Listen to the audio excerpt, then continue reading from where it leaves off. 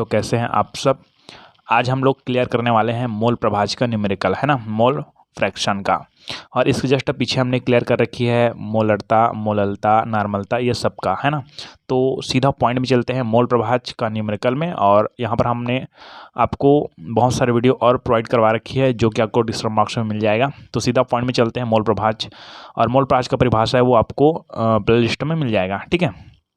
तो सबसे पहले आपको मोल प्रभाज्य के संख्यात्मक प्रश्न हल करने के लिए आपको कुछ सूत्र जानना जरूरी है, जैसे कि विलेय के मोल प्रभाज्य, है ना।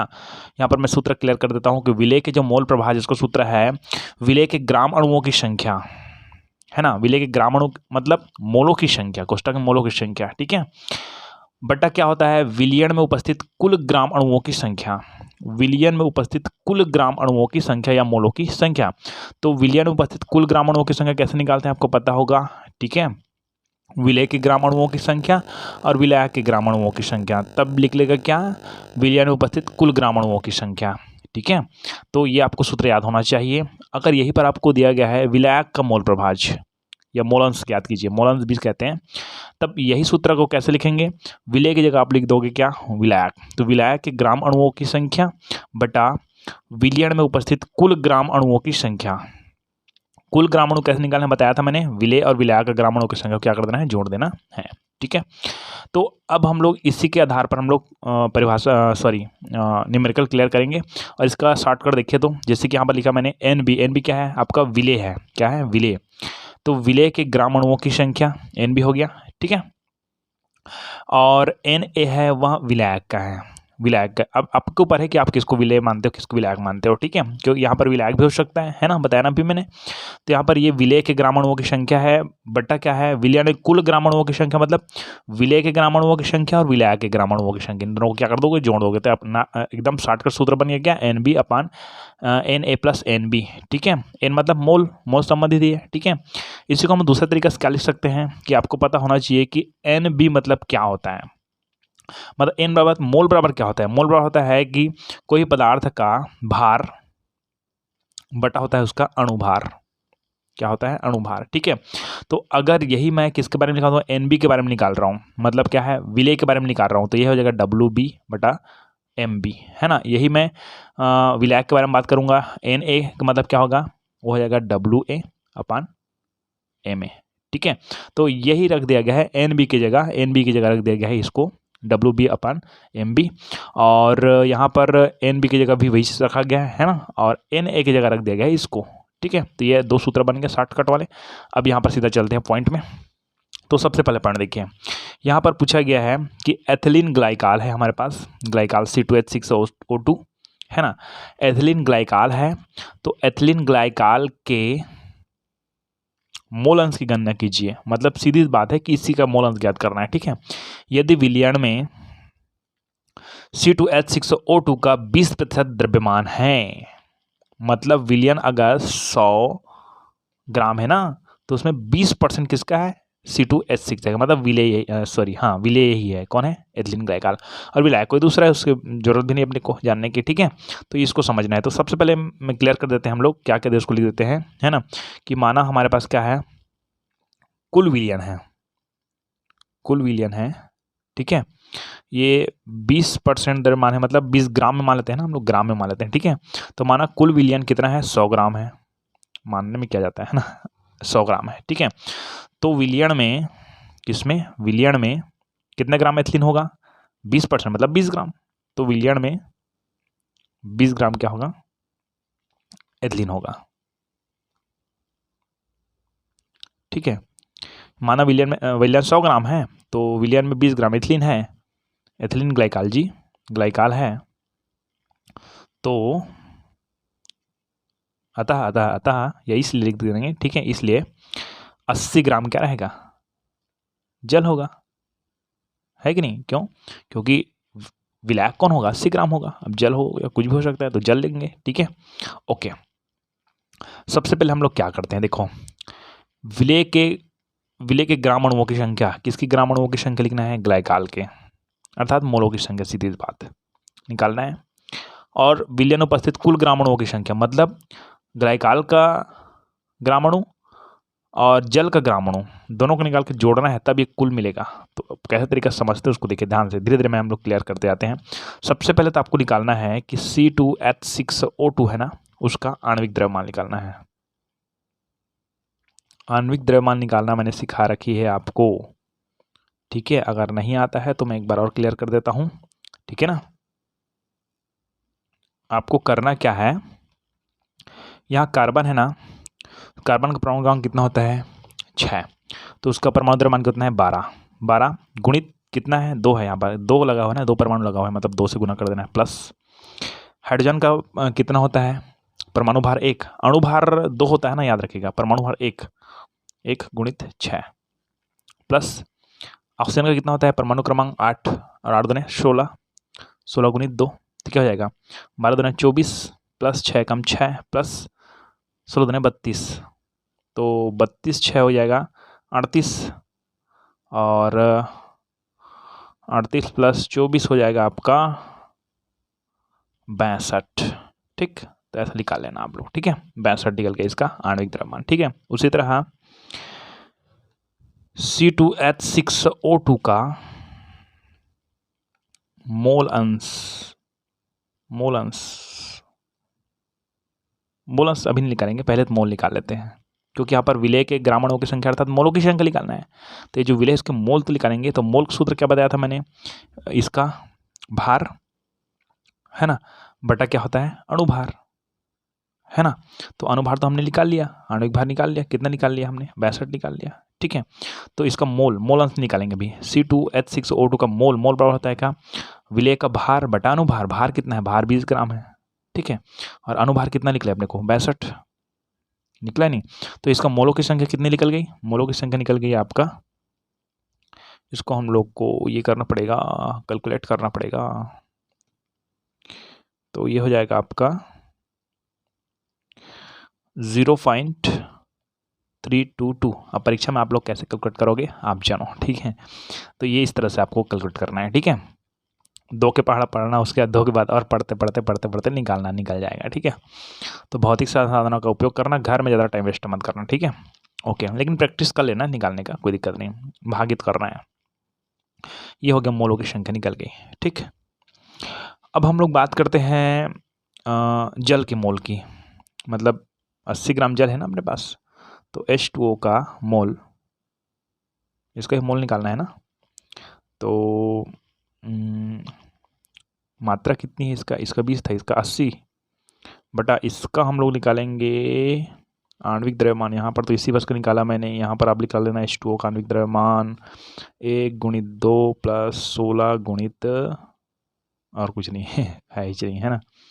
तो ये हो जाएगा 18, ठीक। या H2O के यहाँ पर नीचे में लिख लेना, यहाँ पर H2O का आणविक द्रव्यमान करके, ठीक है 18, तो हो जाएगा 18, ठीक है। अब ये कटा देते हैं और ये लगभग आ जाएगा आपका 18 36 या ठीक, ये हो जाएगा 4.444 मोल, ये इसका मोल निकल गया। ये विलय के मोलों की संख्या निकल गया और ये विलायक के मोलों की संख्या निकल गया, ठीक है। तो यहाँ पर हमको सूत्र प्राप्त है विलय के मोलों की संख्या, तो हम लोग को प्राप्त हो गया, ये प्राप्त हो गया 0.22 जो भी प्राप्त हुआ है 322, है ना। और विलयन में उपस्थित कुल ग्राम अणुओं के ये नहीं है अपने पास, लेकिन दोनों का मोल प्राप्त है मेरे को, है ना। इसका मोल दोनों मोल को जोड़ दो, सीधी बात, ठीक है। ओके, तो ये इतना क्लियर हो गया आपको। अब हम लोग चलते हैं थोड़ा से किसमें, ग्लाइकाल के मोल अंश, है ना। ग्लाइकाल के मोल अंश, यहाँ पर एक चीज और लिखा लेना, कुल मोल, ठीक है, मतलब विलयन उपस्थित कुल ग्राम अणुओं की संख्या, कुल मोल या कुल ग्राम अणुओं की संख्या कितना हो जाएगा, ये हो जाएगा आपका, इसका कितना निकला है, इसका ग्राम अणुओं की संख्या कितना निकला है 0.322 मोल निकला है, और H2O कितना निकला है 4.444, तो ये हो जाएगा आपका, दोनों को जोड़ेंगे तो ये हो जाएगा 4 2 6 4 2 6 और 4 3 7 हो जाएगा, दशमलव ये हो जाएगा 4, ठीक है। मतलब हो जाएगा ये कुल मिला के 4.471 मोल। अब तो क्लियर हो गया होगा आपको, ठीक है। क्या क्लियर हो गया कि विलय ने कुल मोलों की संख्या भी मैंने निकाल के रखी है यहाँ पास, और विलय के ग्राम अणुओं की संख्या भी निकाल रखी है, ठीक है। देखिए तो ग्लाइकाल का मोल अंश बराबर क्या हो जाएगा, ग्लाइकाल के मोलों की संख्या, मतलब विलय के मोलों की संख्या ऊपर में बताया था ना, बटा विलय में उपस्थित कुल अणुओं की संख्या, मतलब कुल मोलों की संख्या। तो कुल मोलों की संख्या क्या है, ये प्राप्त हुआ ना अपने को, ठीक है। अर्थात किसका किसका मिला करके हैं, H2 H6 और O2, ये ग्लाइकाल है, और किसका, जल का, दोनों का मोल निकाले ना, दोनों का मोल जोड़े तभी प्राप्त हुआ। तो ऐसे लिखना है, लिख देना, नहीं तो चलेगा, कोई दिक्कत नहीं, ठीक है। तो अब क्या करो, मान रख दो ना, मान रख देते हैं, कोई बड़ी बात थोड़ी है, डरते थोड़ी किसी से, है ना। ग्लाइकाल के मोलों की संख्या, ग्लाइकाल के मोलों की संख्या कितना प्राप्त हुआ अपने को, 0.322 अपान इसका कितना प्राप्त हुआ अपने को, 4.4 सॉरी 4.7 है, यहाँ पर 7 है, 7.766, अरे यार मैं और गलत लिख दिया यहाँ पर ना, ठीक है। 4.766, ठीक है, ये प्राप्त हो गया अपने को। अब यहाँ से आप लोग गुना भाग कर लीजिएगा, और ये निकाल जाएगा लगभग 0.0676, ये इसको हम लोग लिख सकते हैं 0.0776 है, इसको 8 कर सकते हैं यहाँ पर 78, ठीक है। ये निकल ग्लाइकाल के मोलों की संख्या। यही पर आपको पूछता कि अगर जल की मोल अंश की ज्ञात कीजिए, मोल अंश ज्ञात कीजिए, एक्स इसको मोल अंश को x से प्रकट करते हैं, आपको पता है ना। तो जल का मोल अंश कैसे ज्ञात करते हैं आप लोग, यहाँ पर ग्लाइकाल की जगह क्या लिखते हैं, जल का मोल जी, ठीक है, जल का मोल बटा ग्लाइकाल का मोल प्लस जल का मोल, यही तो मतलब है क्या, ठीक है।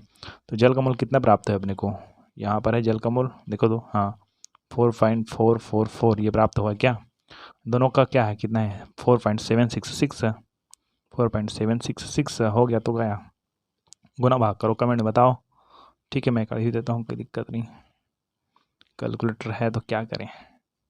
अच्छा, ये कैलकुलेटर में क्या हूँ, आप कहीं और कुछ एक आध पॉइंट का अलग लगाया जाता है, कोई दिक्कत नहीं आना चाहिए, ठीक है।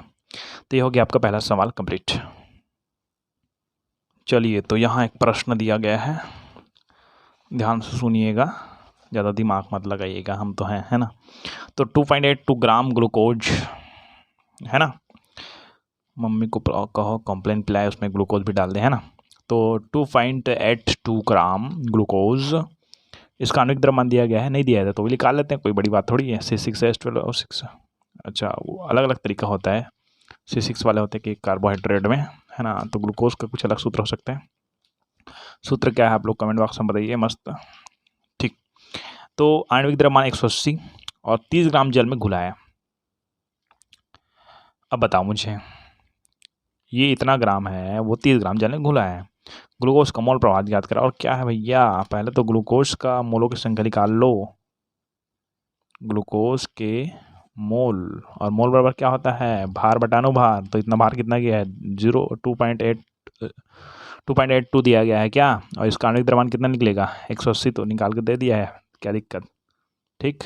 इसको आप लोग गुना भाग करो, ये निकल जाएगा आपका 0.0157 मोल, ये निकला ग्लूकोज का मोल। जल का मोल निकालना आ जाएगा क्या, जल का मोल की संख्या, मोलों की संख्या बराबर जल का कितना गया है, 30 ग्राम दिया गया है, और क्या दिया है, 30 ग्राम, और इसका आणविक द्रव्यमान कितना है, जल का तभी निकाले क्या, 18, तो ये हो जाएगा आपका 18 36 तो नहीं होगा, 18 कम 18 होगा, ठीक है।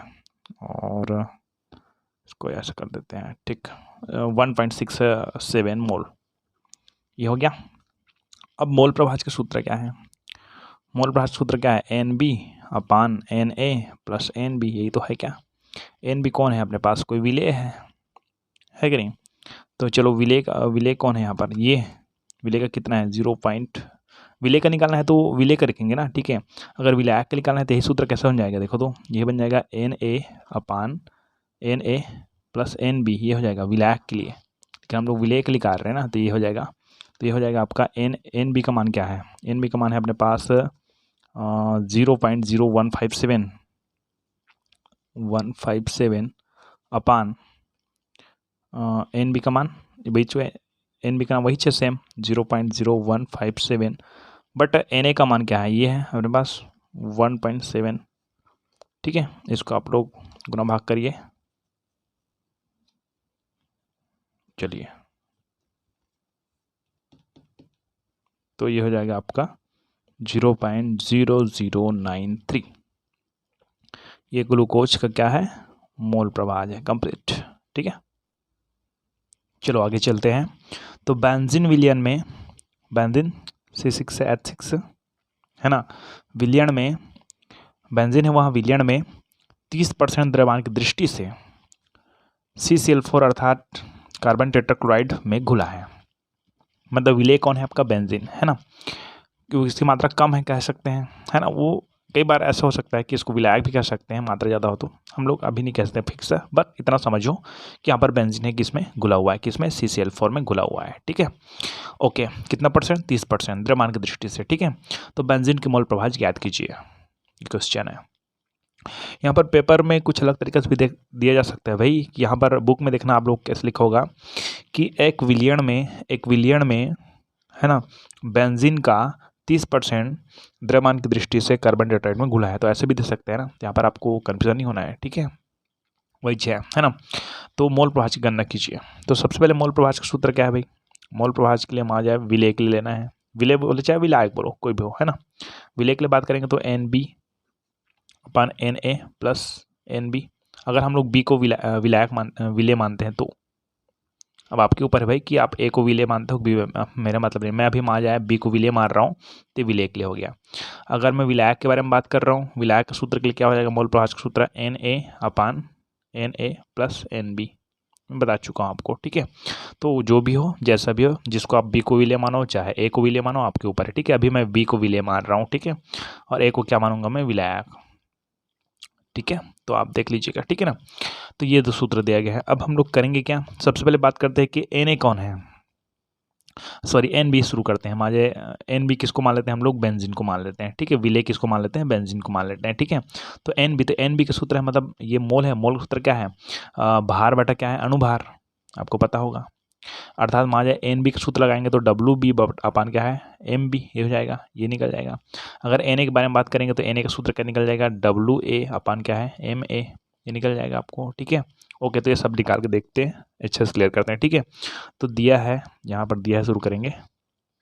क्या दिया है कि कार्बन टेट्राक्लोराइड में बेंजीन का कितना परसेंट, 30%, अतः कितना कर सकते हैं, बेंजीन का 30% द्रव्यमान दिया गया ना, द्रव्यमान दिया गया है, तो हम लोग कह सकते हैं अतः बेंजीन का द्रव्यमान कितना, 30 ग्राम मान सकते हैं हम लोग, ठीक है।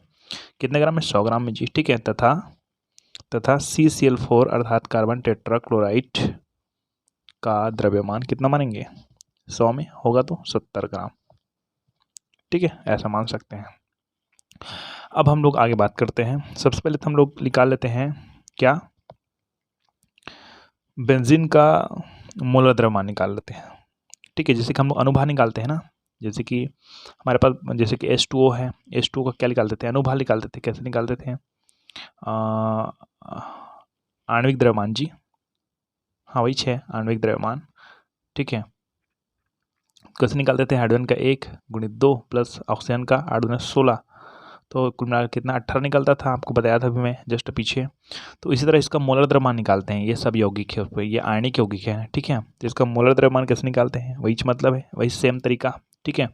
यहाँ C6H6 कौन है, बेंजीन हम लोग भी मानेंगे क्या, बेंजीन का मोलर द्रव्यमान क्या हो जाएगा, इसका निकल जाएगा आपका, कार्बन का होता है परमाणु क्रमांक 6 दूने 6 है, और उसका परमाणु द्रव्यमान कितना हो जाएगा, 12 गुणित कार्बन का 12 गुणित कितना है, 6 है, तो 6 प्लस हाइड्रोजन का 1 होता है ना, और गुणित कितना है 6 है, तो कितना हो जाएगा ये कुल मिला के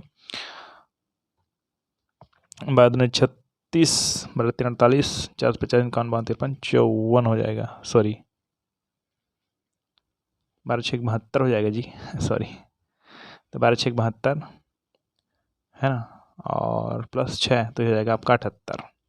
तो ये हो जाएगा C6H12 का मोलर द्रव्यमान, जैसे कि इसका अन्य द्रव्यमान होता है, इसका मोलर द्रव्यमान हो जाएगा 78। ठीक है, ओके। उसी तरह हम लोग निकालेंगे मान एक CCl4 का मोलर द्रव्यमान, जैसे अन्य द्रव्यमान निकालते हैं ना वही सेम है। ठीक है, तो कार्बन का होता है परमाणु क्रमांक 6 दूने 6 और उसका हो जाएगा आपका 12 12 क्या होगा भाई, उसका परमाणु द्रव्यमान हो जाएगा, प्लस क्लोरीन का होता है 35.5 गुणित कितने से गुना है 4 से गुना है, को कैलकुलेट कर देते हैं हम लोग, है ना, निकल जाएगा 154 मोल -1 बोल सकते हैं इसको, मोल -1 ऐसा। ये तो निकल गया। अब क्या करेंगे, सीधी सी बात, इसका मोलर द्रव्यमान निकल गया क्या। अब मान मैं किसका निकालता हूँ, C6H6 किसका बोला गया, बेंजीन का, बेंजीन का मोल प्रभाज का मोल प्रभाज, मान बी मानते हैं ना बेंजीन को, तो उसका सूत्र हो जाएगा NB/Na + NB। तो NB का मान तो पहले निकालना पड़ेगा ना मुझे, तो NB = हो जाएगा आपका भार, कितना दिया गया है, इसका भार कितना दिया गया है, बेंजीन का भार दिया गया है आपका 30 ग्राम, 30 ग्राम। ठीक है, इसका मोलर द्रव्यमान कितना निकला अपने पास, इसका मोलर द्रव्यमान निकला अपने पास 78।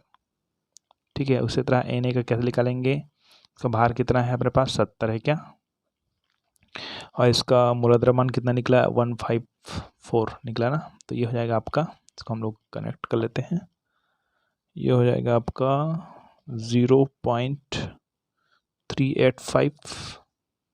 आप कैलकुलेट करोगे तो एक आध पॉइंट के इधर हो जाएगा, तो दिक्कत नहीं होनी चाहिए ना, वही मतलब है, हो जाएगा आपका 0.454 मोल। ठीक है, तो इस तरह से ये प्राप्त हो गया अपने को, आपको क्लियर हो गया होगा। तो अब क्या है, आपको क्या रखना है, सूत्र मान रख दीजिए, इस टॉपिक को आप ऊपर में लिखेंगे तो ज़्यादा अच्छा रहेगा, लेफ्ट राइट में लिख रखिए। तो NB के लिए हम लोग यूज़ करेंगे किसका, इसका C6H6 का, है ना। ठीक है, तो हमको मोलंस किसका निकालना है, इसके निकालना है ना, तो NB के लिए किसका, NB का मान कितना है हमारे पास, NB का मान है 0.385 है अपने पास। ठीक, उसके बाद NB का मान वही 6 है ना, क्या है 0.385 ये है, और इसका मान कितना आया था अपने पास, Na का मान कितना आया था, ये 0.454 ये आया था ना। ठीक है, तो कैलकुलेट कर देते हैं, तो ये हो जाएगा आपका 0.459, ये हो जाएगा आंसर, ये मोल प्रभाज निकल जाएगा। ठीक है, चलिए लास्ट क्वेश्चन चलते हैं, ज़्यादा क्वेश्चन करना भी अच्छा नहीं है क्योंकि आप समझ के होंगे पहले दूसरे क्वेश्चन में कि 1 विलियन में द्रव्यमान के अनुसार 25% जल है, 25% एथिल अल्कोहल है और 50% एसिटिक अम्ल है जी, है ना। तो मानने में क्या जाता है ना, माना विलियन का कुल द्रव्यमान मान कितना है 100 ग्राम है ना जी। तो H2O का द्रव्यमान कितना गया है, जल का 25%, तो मतलब 25 ग्राम कह सकते हैं। एथिल अल्कोहल कितना दिया गया है, एथिल अल्कोहल का द्रव्यमान ये कितना दिया गया है, इसका भी 25 ग्राम दिया गया है। वह किसका, एसिटिक अम्ल, एथेनॉइक अम्ल सुने होंगे आप लोग, अम्ल का द्रव्यमान कितना दिया गया है 50 ग्राम, 50% मतलब 50 ग्राम, इस बात ये दिया गया है। ठीक है, अब हम लोग बात करते हैं विले कौन है, विले अब क्या करें, जल को अधिकतर विलायक मानते हैं, अब तो पता है ना। ठीक है, तो बड़ी बात नहीं है। ठीक है, तो सबसे पहले तो मैं सबका सूत्र तो आपको पता होगा, क्या सूत्र पता है आपको, है ना, सबका मोल प्रभाव निकालने के लिए। ठीक है, तो सबसे पहले तो ये तो मैं जो क्लियर कर रहा हूँ उसको आपको समझना अच्छा से। ठीक है, सबसे पहले जल का मोलों की संख्या क्योंकि आप सूत्र में आपको पता है NB/NA + NB होता है। यहाँ पर ऊपर में जो मोल है उसकी संख्या पहले होता है, तो जल के मोलों की संख्या है ना बराबर जल का भार N बराबर क्या होता है W/M। N बराबर क्या होता है W/M, भार बटा अनुभार। तो यहाँ पर जल की मोलों की संख्या के लिए हम लोग बात करते हैं, जल का भार कितना है 25 ग्राम और मोलों की संख्या कितना है 18, सॉरी अणुभार, आणविक द्रव्यमान बोलते हैं उसको, ठीक है। तो आप हो सके तो यहाँ लिख लो यहाँ पर कि जल का आणविक द्रव्यमान बराबर 18, निकालने की जरूरत नहीं, ठीक है। तो ये निकल जाएगा, तो ये कितना निकल जाएगा आपका, ये निकल जाएगा 1.38 मोल, ये निकल गया, ठीक। उसी तरह हम लोग बात करते हैं एथिल अल्कोहल, ठीक है। यहाँ से पहला मान लो आप, इसको मत मानो, यहाँ से जल का आणविक द्रव्यमान 18, जल के मोल अतः जल के मोल की संख्या, ठीक है। दूसरा इसको मान लो कि एथिल अल्कोहल